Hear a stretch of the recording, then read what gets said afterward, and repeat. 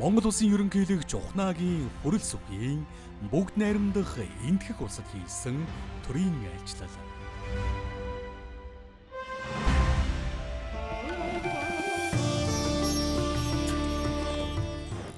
Монгол энэтх хоёр улс анх 1955 оны 12 дугаар сарын 24-ний өдөр дипломат харилцаа тогтоож Азийн түүхэнд шинэ нэгэн хуудас нээсэн юм. Монгол улс өнгөрсөн хугацаанд 192 улстай дипломат харилцаа тогтоосноос бүгд найрамдах энэтхэг улс социалист бус анхны орн байна. Монгол энэтхийн харилцаа хэдэн зуун биш хэдэн мянган жилийн түүхтэй.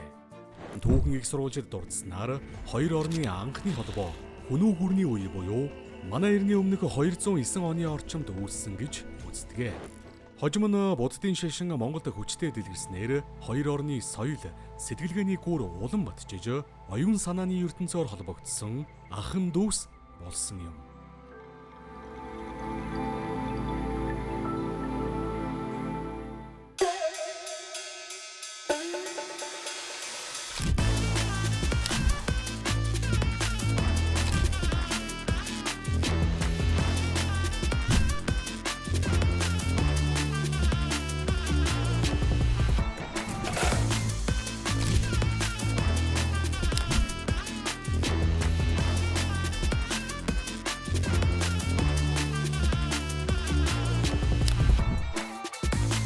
Хоёр улсын хооронд дипломат харилцаа тогтоосны түүхт 70 жилийн хүрээнд Монгол улсын ерөнхийлөгч Ухнаагийн хүрэл сүх бүгд найрамдах энэтхэг улсын ерөнхийлөгч Дроупади Мурму болон ерөнхий сайд Нарендра Модигийн урилгаар тус улсад төрийн айлчлал хийлээ. 70 жилийн түүхийн турш Монгол энэтхэг хоёр улс 40 гаруй дээд түвшний айлчлал, 50 гаруй хамтын ажиллагааны гэрээ санамж бичиг байгуулсан байна.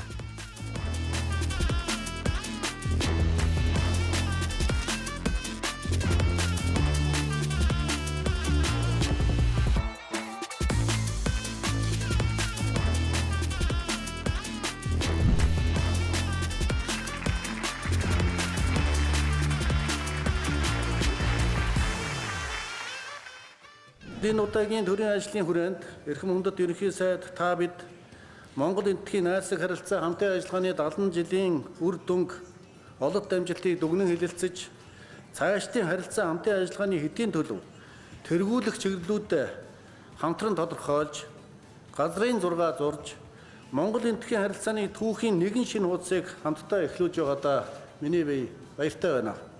Та бидний яриа хэлцээ харилцан тохиролцсон ажлууд манай хоёр улсын хөгжил цэцэглэлт ард түмний сайн сайхны төлөө биелэлээ олж Монгол энэтхийн харилцаа хамтын ажиллагаа улам бүр өргөжин хөгжинэ гэдэгт бид бүхэн итгэл дүүрэн байна. Namaskar. Shine Bano.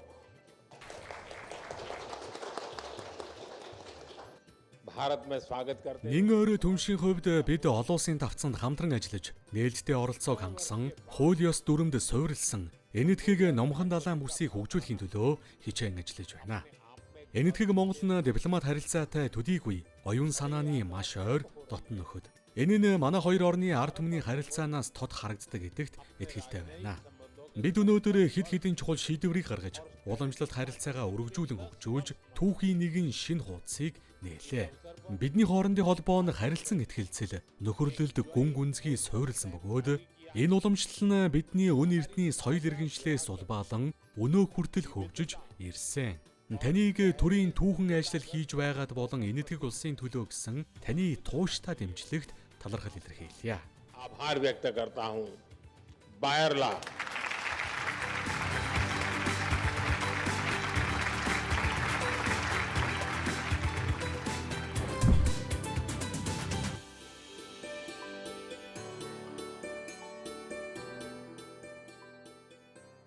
Манай хоёр орны хувьд бол 10 жилийн өмнө 2015 онд Нарендра Моди ерөнхий сайд Монгол улсад аль биесний айлчлал хийх үеэр стратегийн түншлэлийн түвшинд харилцаагаа хүргэсэн. За энэ 10 жилийн хугацаанд бол манай хоёр орны хооронд эдийн засгийн хамтын ажиллагаа бол нэлээд өндөр түвшинд хүргэсэн гэж хэлж болно. Хэлбэл түүх, соёл, шашин, соёл хүмүүнлэгийн чиглэлээр одоо илүү ийм сэтгэлийн холбоотой ийм арт түмнүүд. За тэр утгаараа одоо хоёр улс харилцаанд маш өндөр ач холбогдол өгдөг. Манай хоёр улсын хоорондын харилцаа, ард иргэд хоорондын харилцаа, энэ хүн хоорондын харилцаа өөрөө нэн чухал. Өнөө эртний түүхтэй олон жилийн өмнөөс их ойрхон байж ирсэн. За одоо харилцан элчин сайднараас солилцдог гормон ч гэсэн бас их тийм ойрхон ээлдэг дотно. За үүнээсээ гадна бол манай хоёр орны харилцааны энэ түүх өөрөө маш одоо тийм хүмүүс хоорондын харилцан ойлголцол дээр, харилцан хүндлэл дээр тогтсон ийм сайхан харилцаа байдаг. Тэгээ энтгэгчүүд монголчуудыг бол зүгээр нэг одоо стратегийн түнш эсвэл бидний хэлдгээр манай бодлогын дагуу одоо 3 дахь хөрш гэдэг юм уу те эсвэл эдийн засгийн ойрхон түнш гэж хэлэхгүй алс хол оршиж байгаа одоо гэр бүлийн гишүүдтэй адилаа гэж үздэг. Тэгэхээр нэг гэр бүлийнх нь ахын дүүстэй адилхан ийм ойрхон харилцаатай гэдгийг бол бас ерөнхий сайд нь онцолж байгаа. Монгол улс тусгаар тогтнолоо дайны дэлхийд зарласан хэдий ч дэлхийн тэргүүлэгч улс орнуудаар хүлээн зөвшөөрөх энэ үйл явдал бол Монголын ард түмэн тэр засгийн нам төрийн удирдлага, Монголын хатан зоригтой охид хөвгүүдийн олон жилийн хүсэл мөрөөдөл. За дэлхийн нэгдсэн үндэсний байгууллагын бүрэн эрхт гишүүнээр элсэхэд онцгойлон дэмжсэн улс бол бүгд найрамдах энтгэг улс.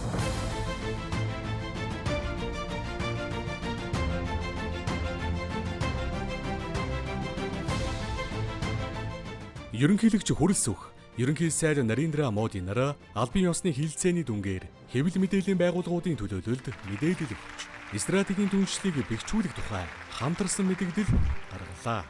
Хамтын ажиллагааны хэдийн төлөв тэргүүлэг чиглэлүүдэд тодорхойлон газрын зураг зурж, харилцааны түүхийн нэгэн шинэ хуудсыг эхлүүллээ. Худалдаа, эдийн засаг, хөрөнгө оруулалт, эрчим хүч, уул уурхай, мэдээллийн технологи, соёл хүмүүнлэг, залуучууд, спорт, соёл урлаг зэрэг салбарт хамтран ажиллах 10 гаруй баримт бичигт гарын үсэг зурлаа. Хамтын ажиллагааны бэлэг тэмдэг болсон газрын тос боловсруулах үйлдвэрийн бүтээн байгуулалтыг төлөвлөсөн хугацаанд нь дуусгахаа нотоллоо. Бүгд найрамдах энтэх улсын санаачлан байгуулсан олон улсын нарны эрчим хүчний холбоонд Монгол улс нэгдэн орлоо. Тэрбум мод үндэсний хөдөлгөөн болон энтхийн ээжийн төлөө нэг мод хөдөлгөөнийг уялд болон уур амьсгалын өөрчлөлтөө тэмцэхэд хүчин чармаалтаа нэгтгэхээр тохиролцлоо. Үндэсний хувьсгал үндэсний хөдөлгөөний хүрээнд түүхэн эдийн нийлүүлэлт нэмүүрдэг шингэсэн бүтээгдэхүүнийг дэлхийн зах зээлд хамтран гаргах чиглэлд хамтран ажиллана. Цагаан алтан үндэсний хөтөлбөрийн хүрээнд хоньны ноос боловсруулах, хэвс нэхмлийн үйлдвэрлэлийн сайн дуршлагыг нэвтрүүлэхээр болсон юм. Энд хамгийн чухал асуудал бол манай уул уурхайн бүтээгдэхүүн энтхийн зах зээл дээр гарахад бол тээвэр логистикийн асуудал. Далайн боомтууд дээр одоо манай төргөн хүрээд цаашаа энтхийн зах зээл дээр гарах энэ асуудлыг шийдэх их чухал байна. Тэгэхээр хошоолол гэдэг маань ер нь хоёр улсын хамтын ажиллагааг нэг салбараар хязгаарлахгүйгээр олон салбарт тухайлсан одоо хэсэг салбарт бол улам одоо харилцаа хамтын ажиллагааг өргөжүүлэх одоо ийм утгыг бол хошоолын хамтын ажиллагаа гэж хэлээд байгаа юм л да. За энтхийг бол бас мал аж ахуйн мундаг улс. Хойд хүйтэн утгаараа бол бас ноолуур ихтэй малтай. За тэр өнцгөөс бол манайтай бол туршлагаа солилцсон, туршлага та нарт шууд хуваалцсан. Танай энэ хүнсний хувьсгал болоод цагаан алт хувьсгалчны энтхийн компаниуд оролцоход бэлэн байна гэсэн ийм саналуудыг тавьж байна л да. Тэгэхээр бол энэ саналыг бол аваад бүтээлчээр хэрэгжүүлэх нь манайхны үүрэг юм байна.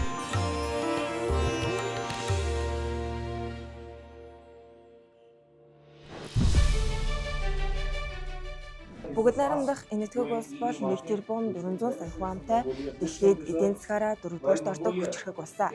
Тэгвэл өнөөдөр төрийн тэргүүний айлчлалын хүрээнд Монгол энэтхэгийн бизнес эрхлэгчид бизнес форумыг зохион байгуулж эдийн засгийн харилцааг улам өргөжүүлэн хамтын ажиллагааны эхлэлийг тавьж байна.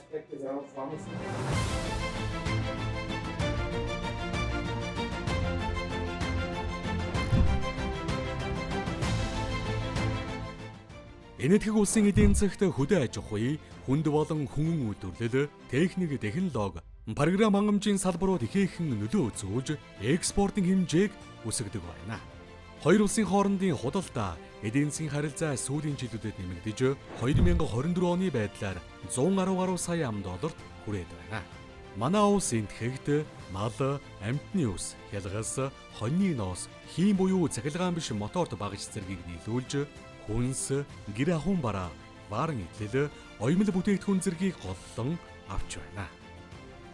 Төрийн тэргүүний айлчлалын хүрээнд ерөнхийлөгчийн тамгын газар хоёр талын худалдаа аж үйлдвэрийн танхим болон гадаад харилцааны яамд хамтран хоёр орны 160 гаруй бизнес эрхлэгч, баялаг бүтээгчид, хөрөнгө оруулалт, худалдаа, хүнс хөдөө аж ахуй, уул уурхай, Тээвэр логистик зэрэг салбарт харилцан ашигтай хамтрах боломж эрэлхийлэн Энэтхэг Монголын бизнес форумыг зохион байгууллаа.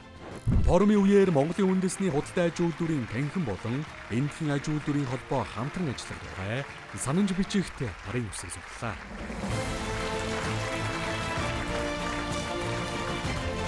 1950 оноос хойш өнөөдрийн хүртэл Энэтхэг улс маань маш олон төрлийн хүнсний хувьсгалуудыг зарлж ийж өнөөдөр тэр бом 400 гаруй сая хүний хүнсний асуудлыг шийдсэн байгаа. Энэ одоо хүнсний хувьсгал, цагаан хувьсгал, цэнхэр хувьсгал, ногоон хувьсгал, алтан хувьсгал, мөнгөн хувьсгал гэдэг маш олон хүнсний хувьсгалуудыг хийж ийж өнөөдөр хүнсний хангамжаа тодорхой хэмжээгээр шийдсэн экспортод гаргадаг юм болсон байна. Тэгэхээр энэ улстай бид нар хамтын ажиллагаагаа эхлүүллээ. Одоос бол хамгийн гол нь яг энэ ноос нодор махвэ энэ бүх асуудлаа бол энэ эргэлтийг худалдааны эргэлтийг дийлэхээр тэр бараа хангамжийг нийлүүлж өгч чадах хэрэгтэй юм байна. Тэс бүгд бол хүсэж байгаа хамгийн гол Монголын талаас нэг мах гаргахад бол түүнийг дасралтгүй 12 сар нийлүүлж чадах хэрэгтэй. Тэгэхээр тэргүүлэгч энэ улсын эмийн үйлдвэрлэгч нар болон эмийн технологи чиглэлээр хамтарч ажиллах явдал бол Монгол улсын эрүүл мэндийн салбар, эмзэн салбарт бол нэн чухал ач холбогдолтой юм аа.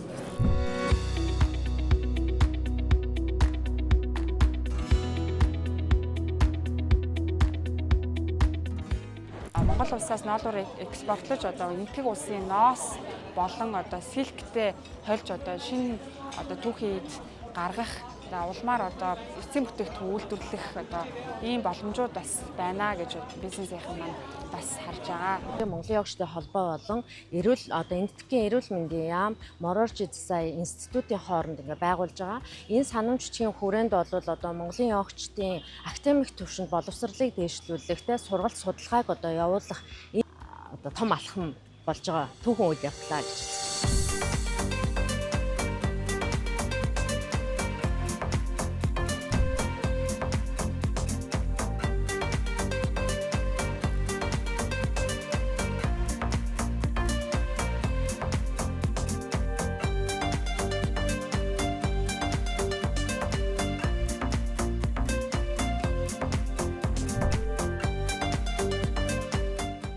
Айлчлалын хүрээнд Монгол Улсын ерөнхийлөгчийн үйлдвэр үйлчилгээний бодлогын зөвлөх бөгөөд хүнсний хувьсгал мэрэгжлийн холбооны тэргүүн Даваа Баяр бүгд найрамдах Энэтхэг улсын жижиг дунд үйлдвэрийн холбоотой хамтран ажиллах санамж бичигт гарын үсэг зурж тус улсын хүнсний болон хөнгөн үйлдвэрийн үйл ажиллагаатай танилцлаа. Энэтхэгийн ажиллах хүчний 50-60% нь дотоодын нийт бүтээгдэхүүний 22-оос 23%-ийг бүрдүүлж буй хөдөө аж ахуйн салбарт хараалагддаг ба тус улс 1.4 тэрбум хүн амаа хоол хүнсээр бүрэн хангадаг төдийгүй цагаан бутааны хамгийн том экспортлагч орн болжээ.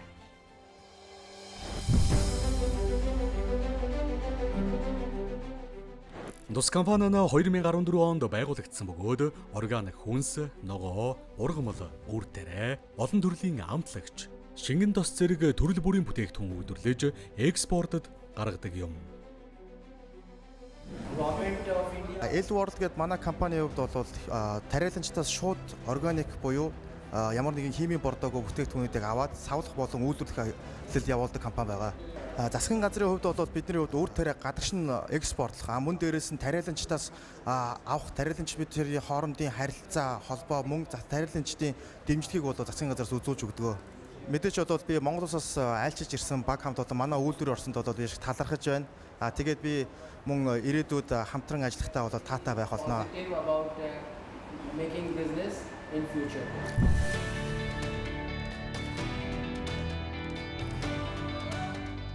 Тус компани органик үйлдвэрлэл, өнгө задруулагч бодис хязгаарлах зарчмуудыг баримтлан бүтээгдэхүүнээ үйлдвэрлэдэг бөгөөд А2 сүү буюу лактозгүй, өөх багтай, нэмэлт сахар задруулагч бодис хэрэглэдэггүй органик бүтээгдэхүүнээрээ алдартай юм.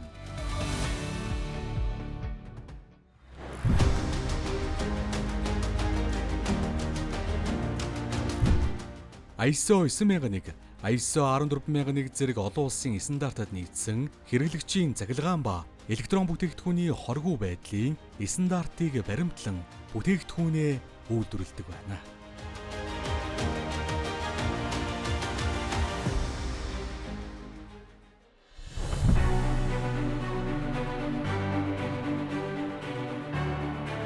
Тус үйлдвэр 2016 оноос хойш үйл ажиллагаа явуулж байгаа бөгөөд энэтхийн агаарын тоног төхөөрөмж буюу хөдөө аж ахуйн зориулалттай дрон үйлдвэрлэдгээрээ онцлог юм.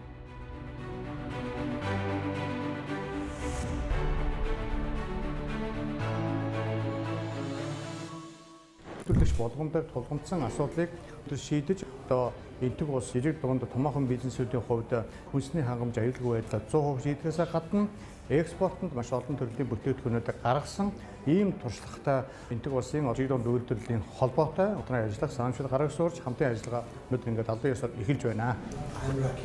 Хүнсний аюулгүй байдал болон хүнсний үйлдвэрлэл ам жижиг дунд үйлдвэрүүдийн яам агентлагуудын хоороцын хамтаа холбоо хамаарал хамтын ажиллагааны талаар өөрсдийн туршлага солилцлоо.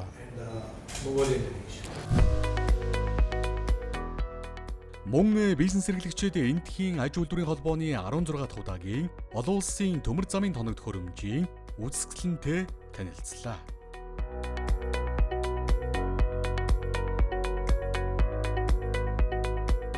Энэтхийн төмөр зам жилд 6 тэрбум хүн зорчигч тээвэрлэдэг. За 370 сая ачаа тээвэрлэдэг ийм том төмөр зам юм байна. Тэгээ өнөөдөр энэ төмөр зам цахилгаан галт хэрэгтэй болсны бас 100 жилийн хойд тохиож байгаа юм байна. Тэгэхээр энэ том үзэсгэлэнд оролцож байгаадаа би бол маш их баяртай байна. Энэ ажлын хүрээнд бид нэр тээвэр логистикийн салбарын асуудлуудыг шийдэх зорилгоор бид нэр энэчээ ирсэн. Энэтхийн талын тээвэр логистикийн салбарын төлөөлөгчтэй бид нэр тухайлсан хэлцээр байгуулж санамж бичиг зурх хэмжээнд одоо хүрсэн явж байна. Ажлын хүрээнд Монголын бизнес төлөөлөгчид дэлхийн өнөө үеийн 7 гайхамшигын нэг бүгд найрамдах энэтх улсын Таж Махал цогцлборыг үзэж сонирхлоо.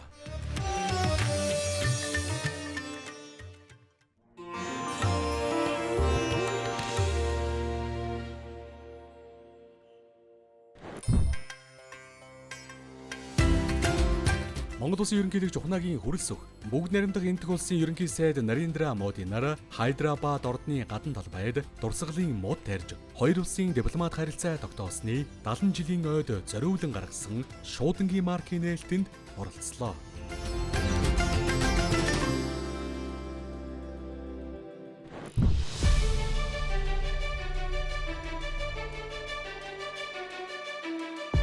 Монгол Улсын ерөнхийлөгч Ухнагийн хүрэлцэх бүгд найрамдах энэтх улсын зарим иргэдэд төрийн одон медаль гардууллаа.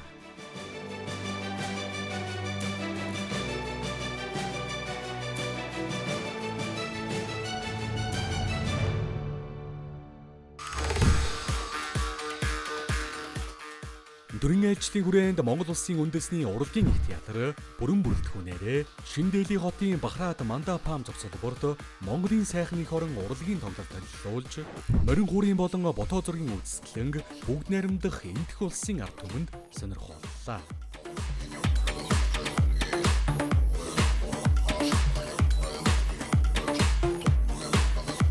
Тоглолтыг Монгол Улсын ерөнхийлөгч хүрэлцэх бүгд найрамдах энэтх улсын эрх баригч, ардын намын дарга, эрүүл мэнд, гэр бүлийн халамж, химийн бодис, бордоо хариуцсан сайд наад данаар үжил сонирхлоо.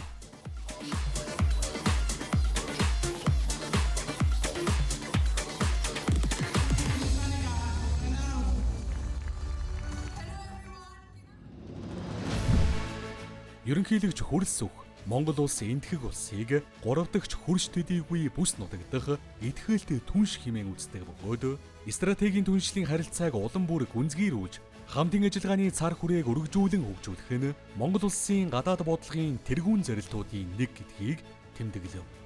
Монгол улсын ерөнхийлөгчийн төрийн айлчлал хоёр улсын худалдаа, эдийн засгийн хамтын ажиллагааг шин шатанд гаргах, ирээдүйн хамтын ажиллагааны чиглэлийг тодорхойлоход чухал түлхэц үзүүллээ. Манай хоёр орны найрамдал, нөхөрлөл үеийн үед бадчин бэхжиж, эрдний түүхт оюун санааны хөрш, Монгол энэтхийн харилцаа хамтын ажиллагаа өн мөнхөд цэцэглэн хөгжих болтугай.